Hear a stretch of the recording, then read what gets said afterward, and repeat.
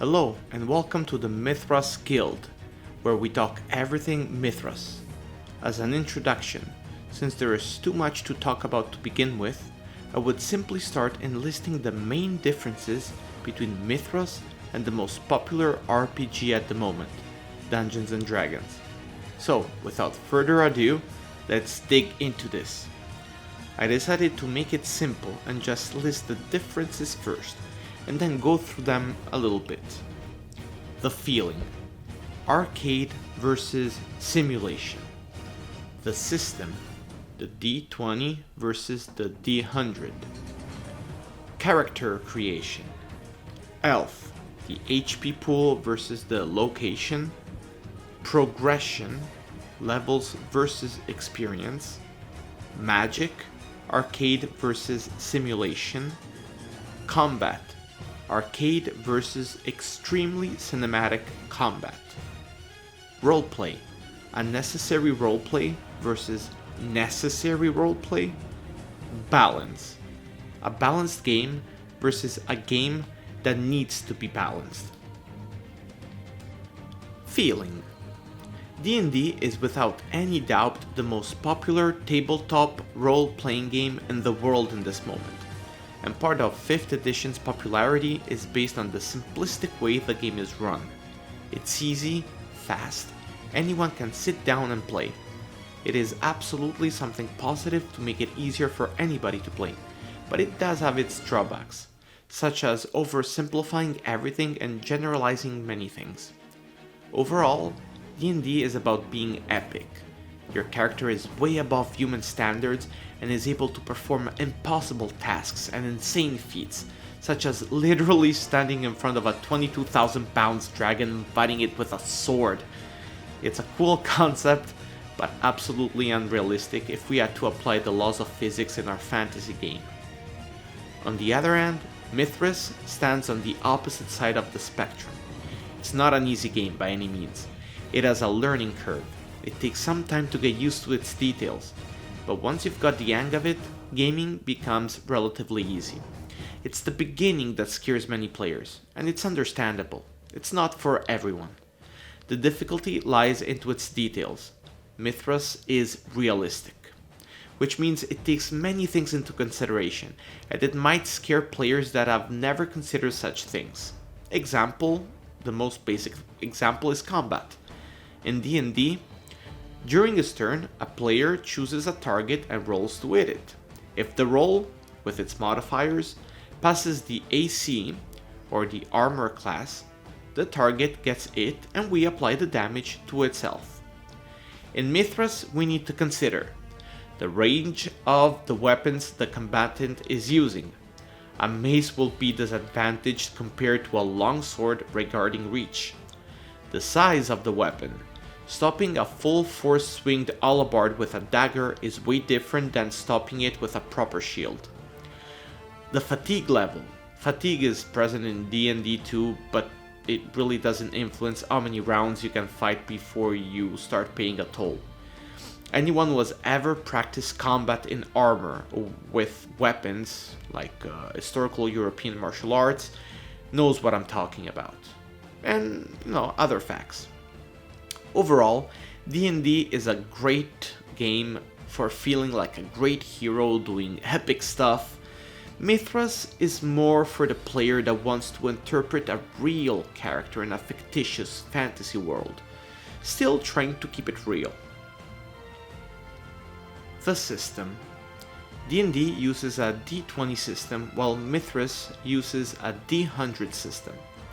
In D&D, for the vast majority of things we attempt to do, such as climbing a wall or attacking an opponent, we roll a 20-sided dice and add our character's modifiers to obtain a result.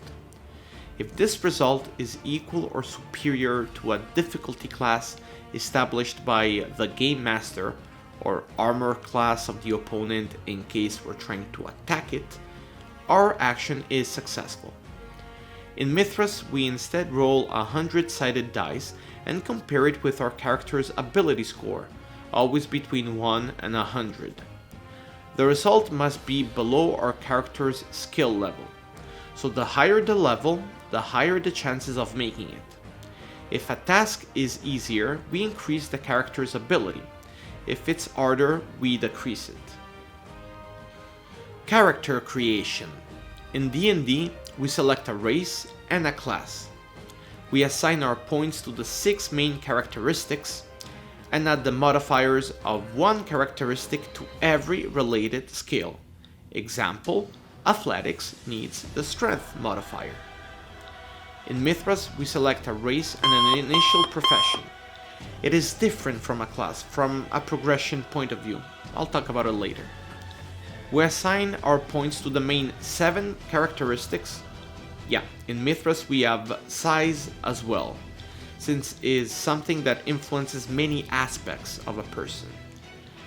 And to create the base of each skill, we combine 2 characteristics together, because rarely only one characteristic plays a role in how we perform a skill. Example, athletics needs both strength and dexterity scores to be determined. Also, all of our hit points are available actions each turn. Our damage modifier, our experience modifier, our initiative bonus, our luck points, and our healing rate are all influenced by 2 different characteristics. Health. D&D uses a general pool of health points to determine how resilient a character is to damage, and how much abuse it can endure before falling. Usually health increases each level. Mythras has a health point system for every location, like each arm, head, the torso, etc. These health points do not increase unless a player actively decides to spend experience points to do so. They are very limited, and it's easy to get injured, lose a limb, or even die. Having your body protected in combat is extremely important in Mythras, unless you feel particularly brave. But we all know that bravery without common sense won't get you far. Progression. Now we're getting at some of the core differences of the 2 games. In D&D, after reaching a certain amount of experience points, you level up, which means that all of a sudden you get new special abilities, new spells, more health points, etc. It's all at the same time. In Mythras, there are, behold, no levels. You're a normal person getting experience and getting gradually better at what you do. At the end of every session, you get experience points based on how well you performed. Usually you get between 1 and 5 experience points. And you get to decide how to spend those experience points. You can use them right away to slightly improve certain abilities, or accumulate them to unlock something more important later on, like increasing one characteristic. You don't get more health points unless you actively spend your experience increasing those characteristics that influence health points. And still, it would take months to increase each location's health points by simply 1 point. Point is, you're human, and even if you're a very resilient human, you're still human. The more skilled you become, the harder it is to improve your skills. It's easy to get from bad to decent. It's harder to get from decent to good. It's really hard to get from good to a master. And the progression is very, very, very slow, like in real life. I will explain in detail all of it in a future video about characters' development. Magic. This is another very important difference between the 2 systems. In D&D, you get spell slot to use each day. That's it, as simple as that. You get to choose among 2 types of magic: arcane magic and divine magic, which are basically the same magic system. It's just different spell lists, that's all. But they work exactly the same way.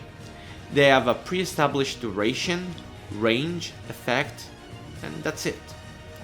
In Mythras, you have a mana system. Based on your internal power, You have magic points that you can spend based on what magic you intend to cast.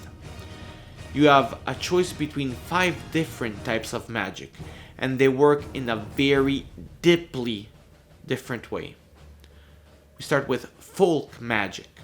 It's basically the cantrip equivalents of Dungeons and Dragons. Very weak spells, but easily accessible.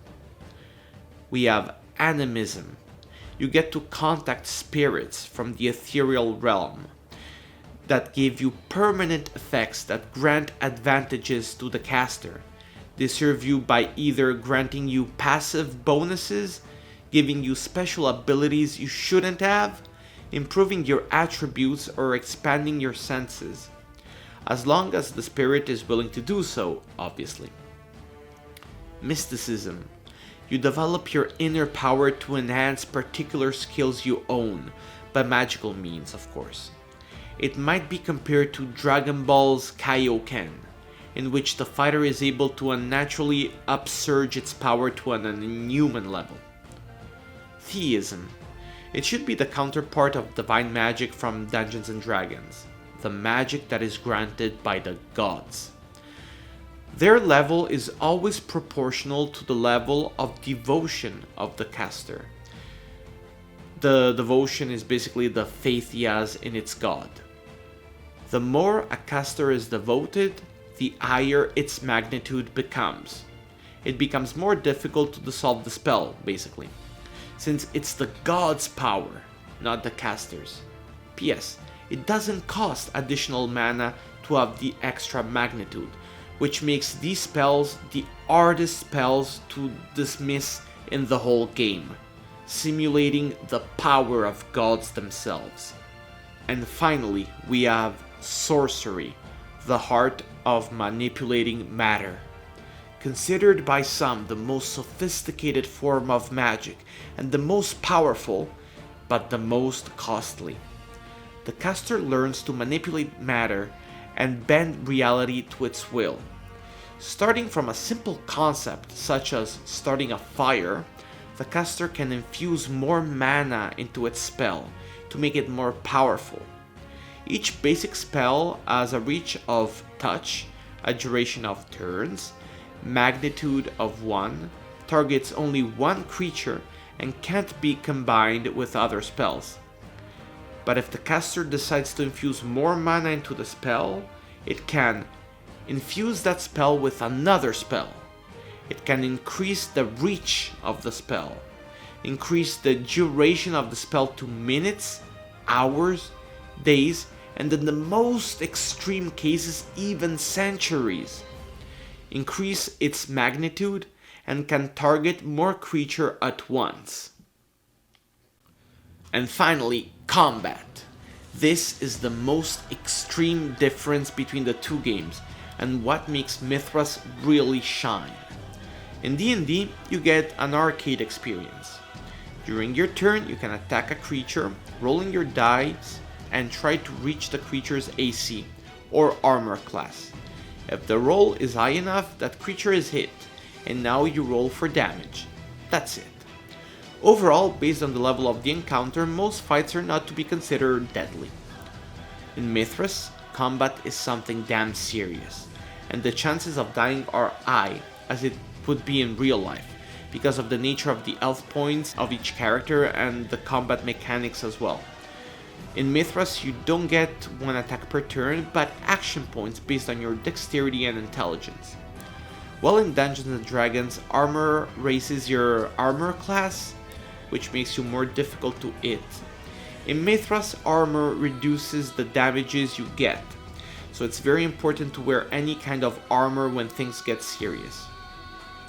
There are two very important aspects to consider: the range and the size of the weapon. A rapier might easily reach someone who is wielding a mace, making it harder for him to actually hit the rapier guy. But the mace is much more massive than a rapier, which means it will be harder for the rapier guy to parry a blow from a mace, since the blow will have way heavier mass behind it. These are two aspects that are massive and play a critical role in combat, but we will talk about it more in a future video regarding combat itself. A character attacks the opponent, rolling his fighting style on a D100. If the opponent wishes to parry, he rolls too. An attack will always hit the first available opening, which means you don't choose the location, because combat is too chaotic to have that privilege. You roll a d20 and the location will be revealed. You can eventually choose a location, but only with a special effect, described in a bit. If the parry succeeds, the blow is automatically blocked. If the weapon is massive enough, it nullifies completely the damage. If it's not solid enough, it might reduce it. If it's too small, it can't block anything. No worries, a blow can be evaded too, but we will talk about it more in the upcoming combat video. In any case, we have different combinations of results. Both the attacker and defender can either critically fail, succeed, or critically succeed. Whenever there is a difference of success, one fighter proved to have gained advantage in that specific exchange and can perform a special effect, both in attack and in defense. Some special effects are exclusive to the attacker, other only to the defender, some for both. Others are only in melee, others only in ranged attacks, others available only for those who gained a special feature. Some effects can be close distance, this is particularly useful when your weapon is shorter. Regain distance, very useful if you have the longer blade. Impale, yes, impale an opponent with a damn sword. Bleed, which can quickly kill someone with blood loss if not treated in time. Disarm, etc. Gosh, there are so many, it really deserves its own video. And for those who are enthusiastic about historical European martial arts, yes, they have also the Master Strikes, performed in the most realistic mechanic I've ever seen in a game. There is so much to talk about regarding combat. I will make a whole video solely regarding this. In any case, combat is so detailed, so precise, that simply describing what is going on mechanically is enough to create a cinematic image at every single exchange. It's not about hit or not hitting, it's about what happens during this exchange? Unbelievable. If you don't try it, you just can't understand. I will make a video of it, promised. Roleplay. This is a direct consequence of the system itself. What's the point of pretending to actually have a plan to invade an orc camp if in D&D you're so high level that you can just show up and destroy the whole orc camp with ease? What's the point of political intrigue if you can simply force your way into every situation if your level is high enough? What's the point of forcing a dialogue if you know deep down inside it's not really necessary? Everyone who played D&D knows it. Don't lie. When you become powerful enough, there's no more real need to roleplay urban situation, compromise with locals, plan an attack, really plan an attack. It's all flavor that tastes like cheap, fake ingredients. It doesn't feel real, it doesn't feel authentic, and it's because it isn't. In Mythras, it doesn't matter how strong or capable you become. You will always be vulnerable if caught in a very bad situation and the odds are against you. Even the strongest knight of the realm with the best weapon and armor will not be able to stop alone 10 angry peasants that want to kill him. He just can't do so many things in only one round. Politics, dialogues, compromises, intrigues, making plans, all seems to have a reason to actually exist, and you take those moments incredibly seriously. You do know that a stupid decision might end you like Eddard Stark, and the feeling is just so incredible. balance. This one is won by D&D. Yeah, D&D is superior. Let's admit it. Let's be impartial. Mythras is not designed to be balanced. It's designed to be realistic, period. Everything is so detailed to be as realistic as possible that you should use your common sense to understand if a situation is too much to handle or not. It's totally up to the narrator to make it work, where there is no difficulty levels or standards. It's just stats and mere common sense. It takes experience, it takes some intuition, and also some flexibility. Again, this is not a game that is designed to be an arcade experience, but a simulation. It is not meant to be balanced, and that might turn off most casual gamers that simply want to have an easy fun time without putting too much thought into a realistic environment. Overall, D&D is still one of my favorite games. It's epic, it's meant to make you feel like absolutely over the top. It's a feel-good game. It might be considered the Avengers TV equivalence of role-playing game. Awesome! Mythras instead is meant to simulate a fantastic world that obeys the laws of physics. It's brutal, it's raw, dramatic, and as realistic as it can possibly get. It's a simulation. It might be considered the Game of Thrones TV equivalence of role-playing games. It's not for everyone. It's for those who want to experience what it would really be like if we, normal people, normal human beings, were catapulted in a fantasy world. And how would an adventure really be like? With the most realistic combat system that has ever been designed for RPG.